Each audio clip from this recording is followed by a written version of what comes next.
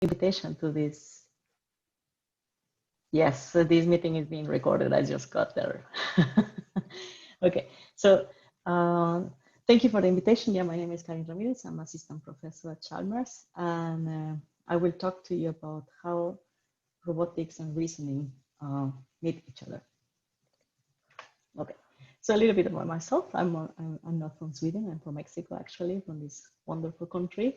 I was born and raised here in Chetumal, small town. Then I moved to another city, northern Merida, for my bachelor degree, and then to the bigger city in Mexico, Mexico City, for my master's degree.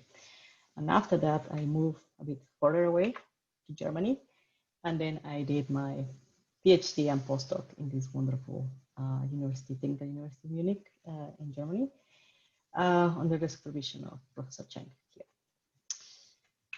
So what do we expect from these autonomous robots? So as you can see in the video, you have these virtual reality demonstrations, right? I guess most of you are familiar with virtual reality.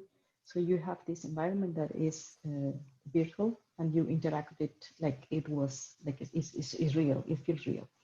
So imagine you demonstrate this. In this scenario, you see you have plates, and then you have bowls, and then you are doing the task. For you, it's obvious, this is to wash the dishes, right? But what about for a robot? Imagine just from just this demonstration, you can obtain this on the real robot. So the robot is now getting the objects he learned, like the bowl. But now what happens when he is detecting the cup here, for example? Then he is inferring and recognizing and generalizing into his new scenario. And this is what I will talk to you about today. How do we go from the demonstrations to the actual execution of it? Okay, so we can see this as two different problems. So I can see here that this is the recognition of a human. For example, here we have these two robots, and these two robots are looking at the same video here, for example. For us, the humans is obvious. The human is doing pancakes. First is putting the dough, then is flipping the pancake, etc. But for the robot, it's not that intuitive. And then the next problem is, how should the robot execute the tasks so that he can achieve something similar to what he just observed, like the pancake, right? And for this, we have two problems domains. So the first problem is the recognition. So the robot observes the human, and he observes trajectories, accelerations, forces, velocities, any different signal, right? The goal is how to go from those signals to actual segmentation recognition. Imagine that you recognize that you're reaching the spatula, and then you're grasping the spatula, and then you put it somewhere that you flip, and then you create this kind of representation. This is a bit more abstract representation. Imagine that this is now the plan, the steps you as a human follow in order to achieve each of the tasks. The next step is, okay, now the robot recognizes that he's doing the pancake and how you're doing the pancake, like following the steps. The next step is what is in each of these steps, how the robot is then executing each of the steps. And for this, we need to analyze the problem of the different kinematics of the robot. So this robot here, for example, can have 7 degrees of freedom, 8 degrees of freedom, but here this other robot has 10 degrees of freedom or so, and that changes everything. So in this case, the learning need to adapt to the kinematic of the robot, like in this picture here. In this talk today, I will focus more on the recognition of the human activities, and I will give some insights about how we are trying to deal with the second problem of the execution. Okay. First, we start with analyzing humans, and we humans are very unpredictable, like you can see here. You can see the first participant here is just cutting the bread like normally. Then we have this person that is rolling the bread for whatever reason. And finally, we have this guy, which is left-handed. The question is, which of these demonstrations shall we teach the robot? Imagine that we only teach the robot this case, because this is the only case we thought it could happen, right? Then in the real world, the robot faces this scenario when the person is rolling the bread, or it faces this other scenario when he has a left-handed person. I guess someone from the audience is left-handed, so you will definitely recognize these kind of movements, right? So how can we do this with these different styles of executing the same task? This is a big problem. Second problem is we have different robots.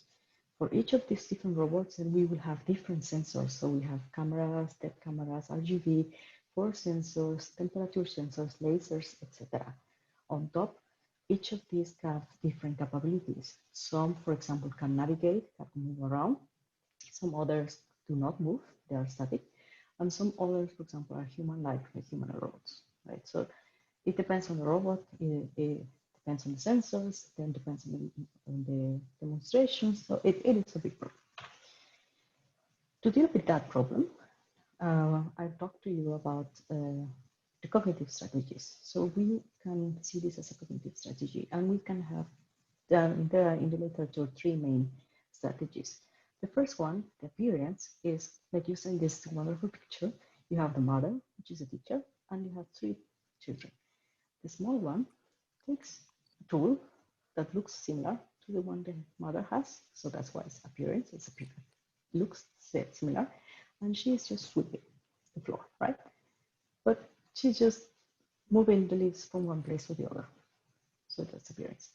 Then we have the second level, the second strategy, which is based on actions. So this kit has a more similar tool. It's very, very similar to the one that mother has, but the action is not yet the same. It's still sweeping and still not achieving the goal. The goal is clean, right? And finally, we have the elder kit. Here, you see that the kit has 2 different tools that do not seem similar to the one that mother has. However, he is able to finish the goal of the task, which is clean, right? What this is telling us is that we don't need to have exactly the same tool in order to achieve the final goal. The robot, the human, any agent needs to adapt and try to perform the best for the purpose of the goal, not imitate the goal. And going back to the scenario for the virtual environment, you have the dishes here, and then we can extract some representations. I will explain in detail more in the next slides. Then we can have this kind of steps, and in the steps, you move to the execution. For the execution problem, we can see it as 2 different things. So imagine that you learn how to do something, and then you physically rehearse, and you rehearse, and you rehearse, and then you become better and better every time you execute the same task.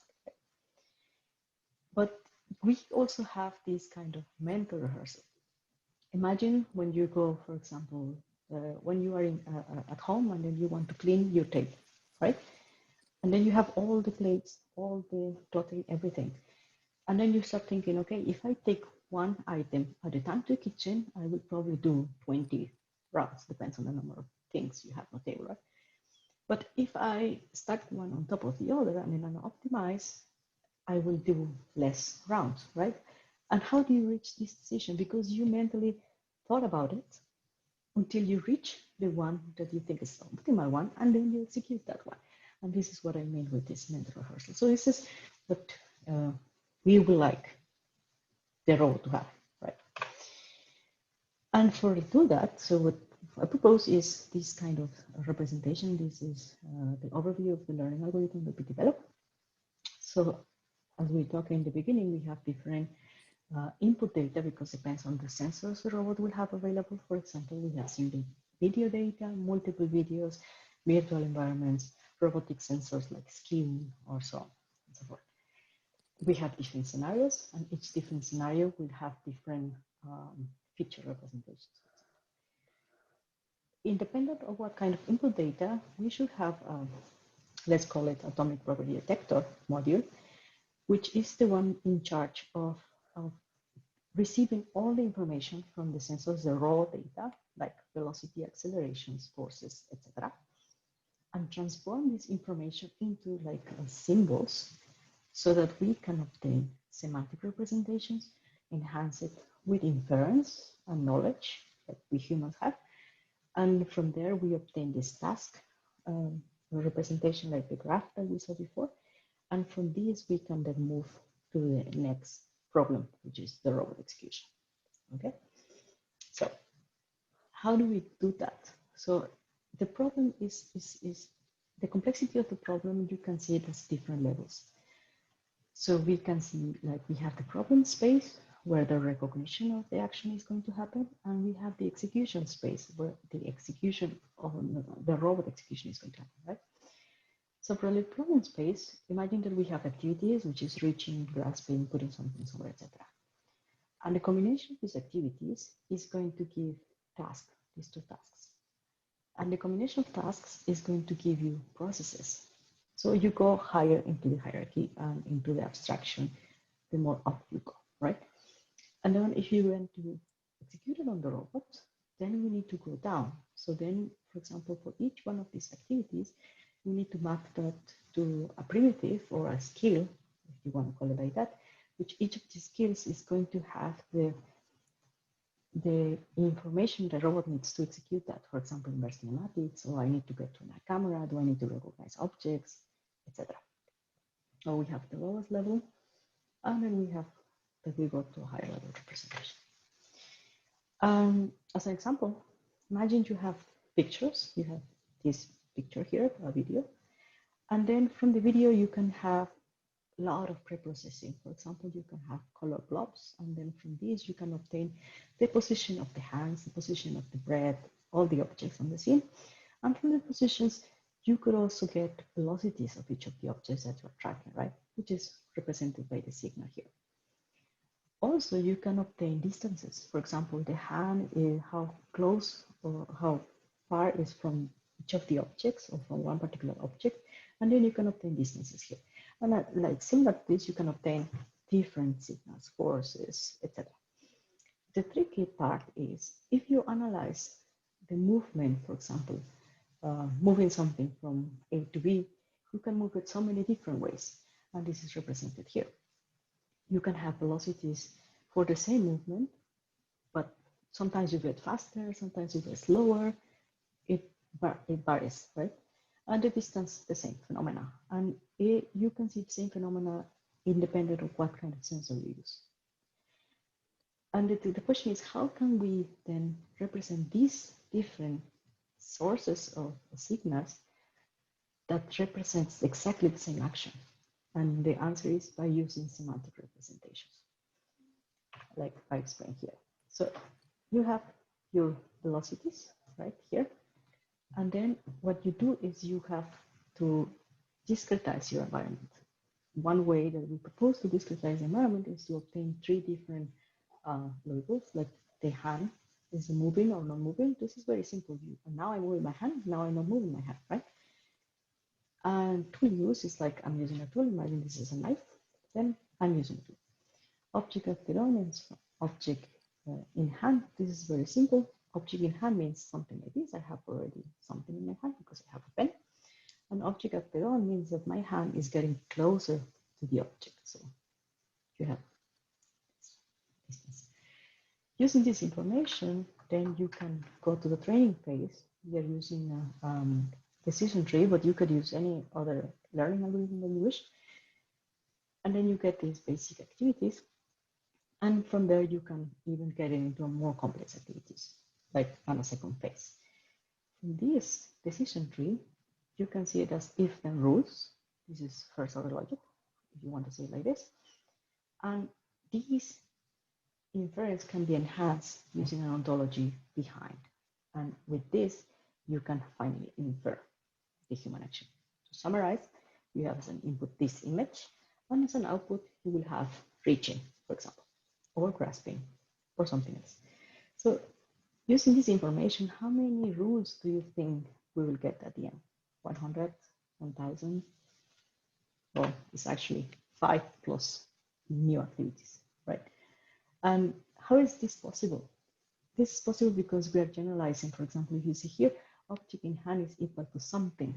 Is not depending on the object that I just saw, the pen, for example. And this is possible because this something is being obtained or being generalized using an ontology, which is in the next slide, I will explain. So let's analyze these rules. So grasping means this. So I have my hand is not moving, as you can see here. Object in hand is equal to something, something is equal to pen, and then I'm grasping or taking, right? But now imagine that I have a knife. This is a knife, right?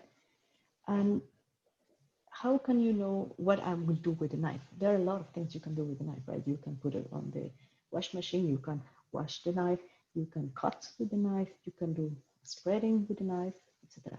How do you know which action you want to execute? Is by using these two views, knife, and then you have object acted on. If this is the bread and this is the knife, and then you're doing this, then this is going to be interpreted as recognized as cut, right?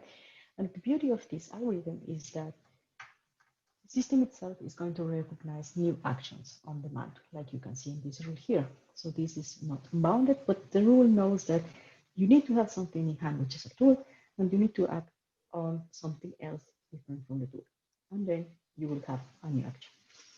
This means, as I mentioned before, you have an ontology that is enhancing this if-then rules, and this is the first order logic we have here with the general purpose ontology that we have here.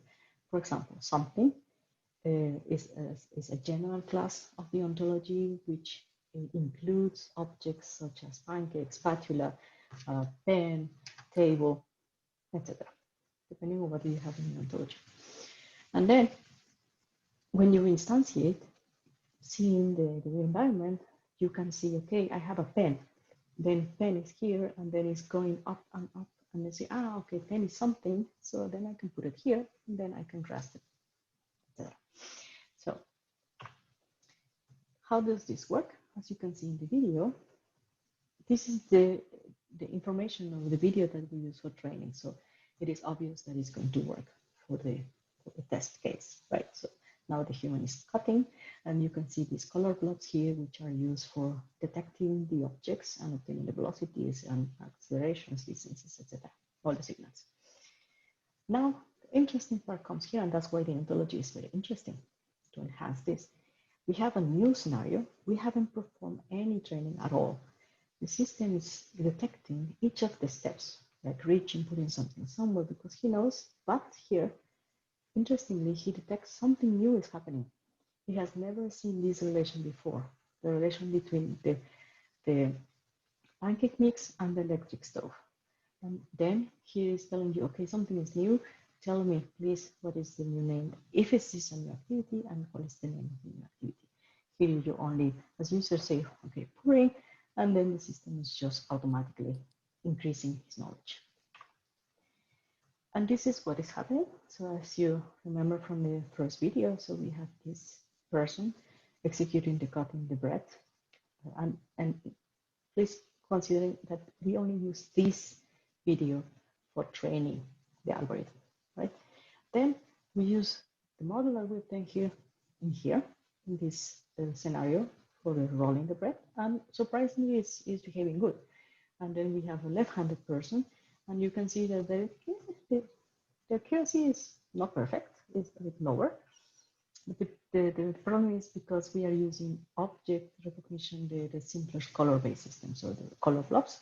And here you see that there's a lot of the occlusions. The object is being occluded when you cut with the bread, right? And then we have these two new activities of flipping and pouring. And as you saw on the previous video, the system recognizes this on demand. And once he recognizes one, he stores it as an experience, and then he remembers it when he sees next time, right? Okay, so we talk about the recognition a lot. And what about the execution of the robot? So recognition, one of the main things, key factors we need to consider is recognition needs to be super fast. You don't want the robot to look at the YouTube video for 1 hour and then make a decision for another hour, right? You don't. You want the robot to look at the video and decide, execute, look at video, decide, execute. And therefore, this needs to be super fast. And then we have the skill planner for now. Let's assume that we have the planner that we define for a robot that is calling a primitive or library primitive that is calling each of the control position control. Now we have so we have the looking at the camera and detect objects or markers, etc. And this is how it looks like. So this is the robot that is looking at the person making the demonstration. Here he already detected that reaching needs to happen. Now he stops and then he looks at the video again, detects grasping, now he's grasping, stop. And you see, this is very fast. This is something we want in the robot. Now pouring, interesting, he doesn't need to see the whole pouring action. He just needs to see the first part of pouring to infer that pouring is going to happen. And now the robot finished with the pouring. And to make things interesting, we say, okay, what happens when we have this scenario with the person rolling the breath, remember? And then we have two arms, the robot. And then what we say, okay, we are going to recognize the actions for each hand, but we didn't expect that the algorithm was also going to recognize the sequence when the actions should happen. For example, here this is important because if we didn't move the bread before cutting, then we will just cut the table, right?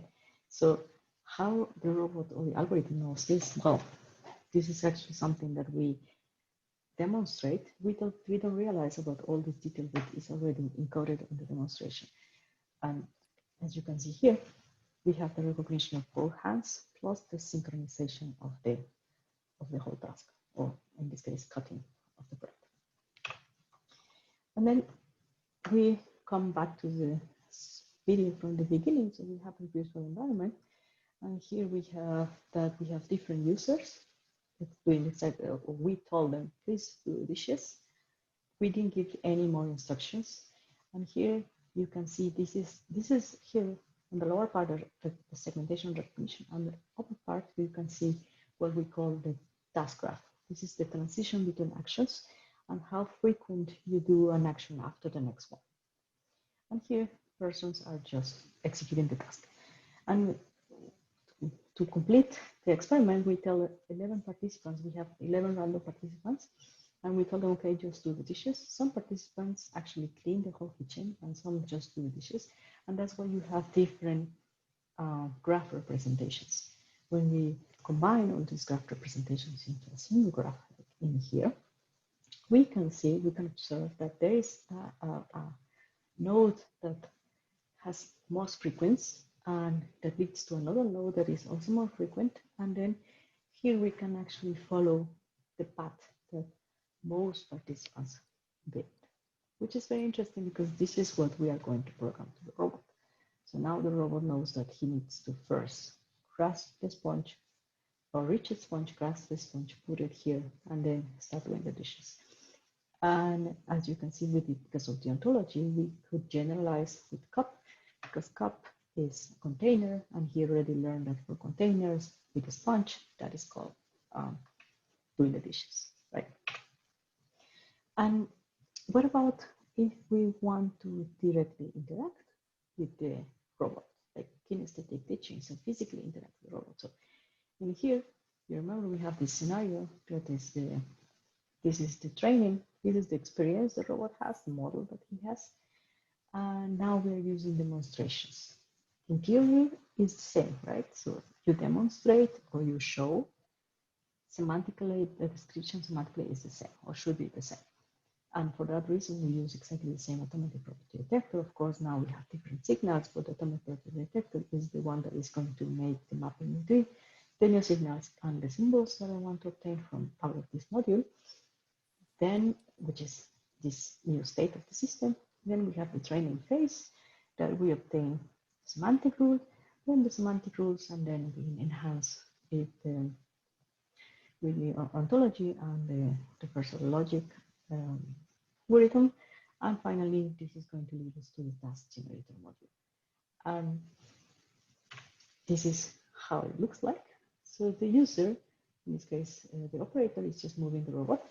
Here you can see in the upper part the graph that is being generated, and on the lower part here, very briefly, you saw what the robot recognized, and he's showing to the user, this is what I recognize, is this correct? And then the user just selects or removes, no, this is trash, just include this, for example. What the human here is detecting, or the operator here is detecting, is how to sort oranges. Good oranges goes to the box, bad oranges go to the trash. Here, the robot again detects or show to the user what are the actions that he detected. And then the human is showing it what to do with the orange once it's detected as good. You put it on the box. Here, all the activities were correctly detected. Now, for the execution, now that we learn to recognize, that we learn the sequence. This is the sequence that the robot learned at the end, from task 0 to task 1, from task 1 to task 2, etc. And the interesting part here is you see that we have hand equal to any, because this is general. It depends on the robot that is going to execute the task, right? So when we were doing the teaching, if you remember, we only use one arm to demonstrate. But what happens when we have in the execution that we have this robot that has the 2 arms and 2 grippers available to execute, then the system, this is okay, as a precondition, I need 1 arm, 1 hand and 1 gripper.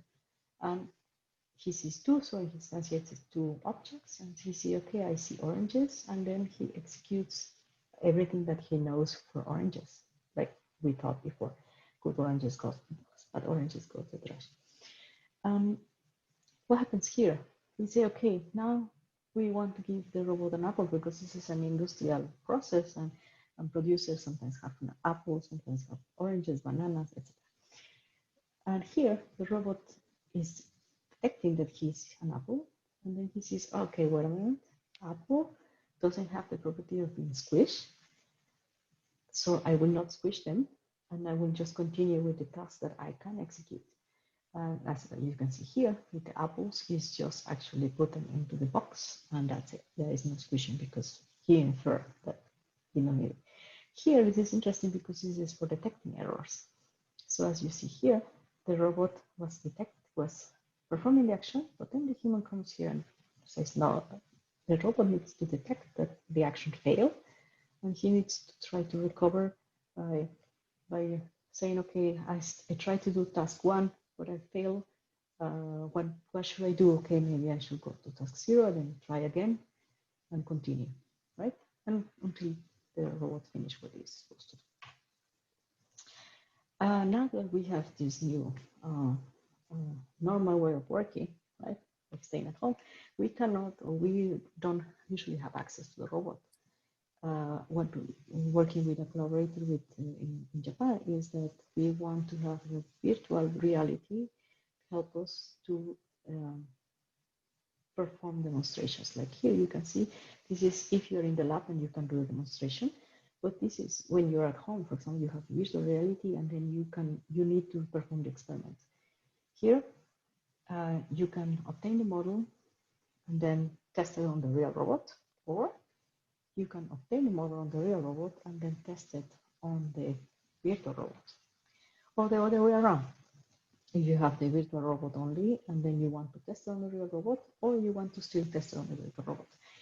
And what we did is that we experiment all these conditions in different cases, and then we realized that it is possible that we obtain some training data from the virtual reality and then test it on the real environment. And the next step is, this is some work I'm doing with one of my PhD students, Maximilian.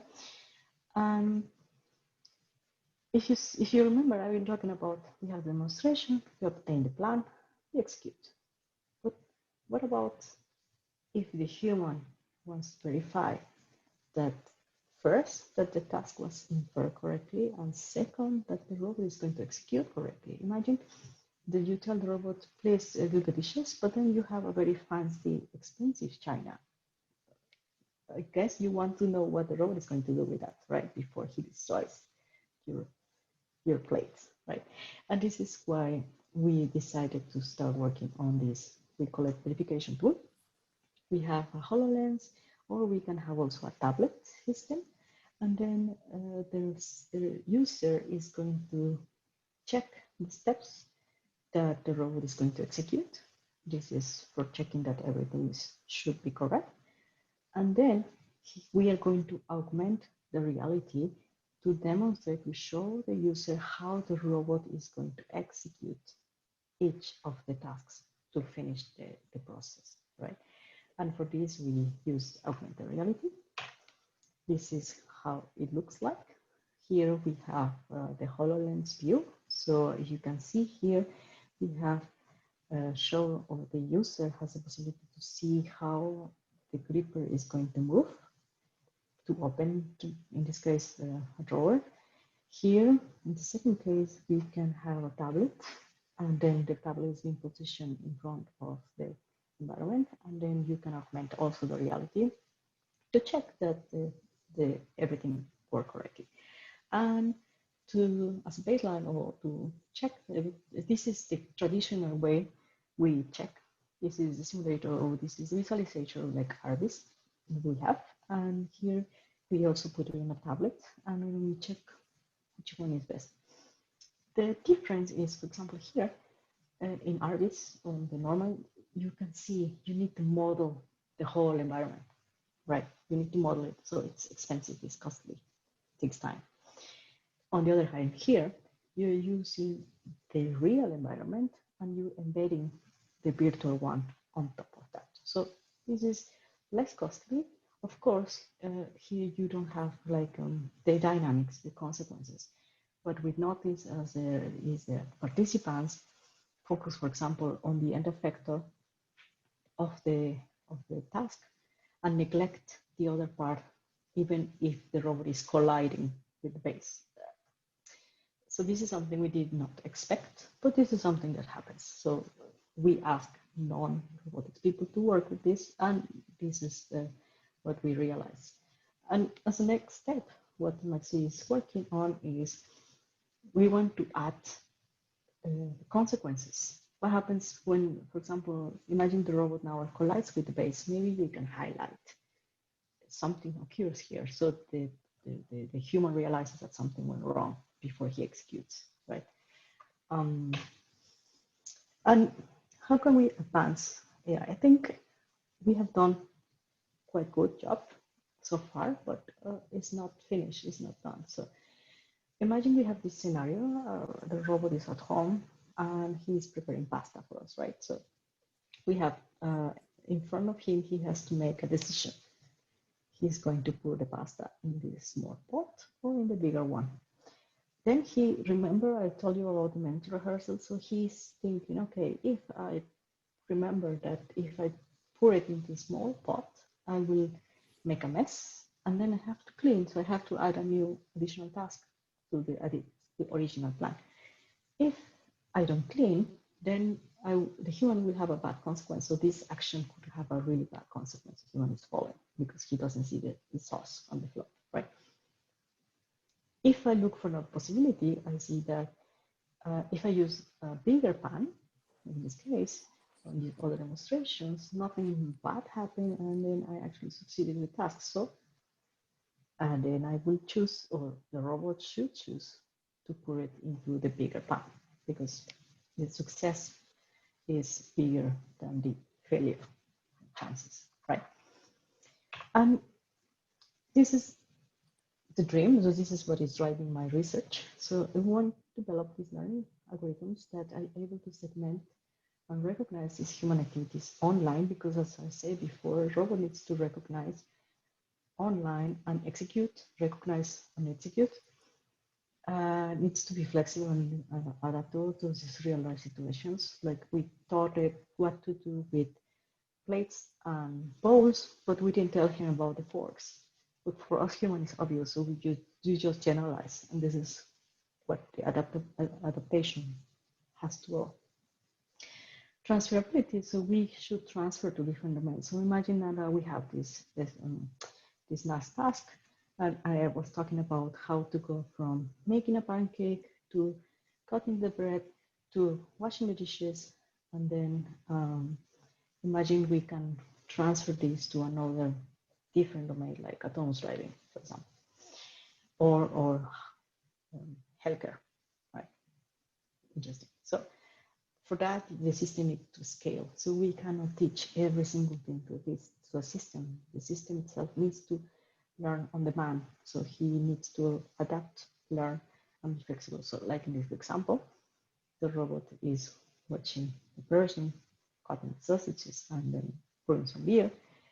He has in the environment this things, he needs to choose which tool to use, how to use it, and so that he observes, interprets, and then he finally executes. And then he says, okay, for cutting the sausage, I need the knife, but for opening, for pulling the beer, first I need to check that this beer is open. So if it's not, then I have to do it with this, and then I have to do this action to actually pull it. And he finished with the execution, right?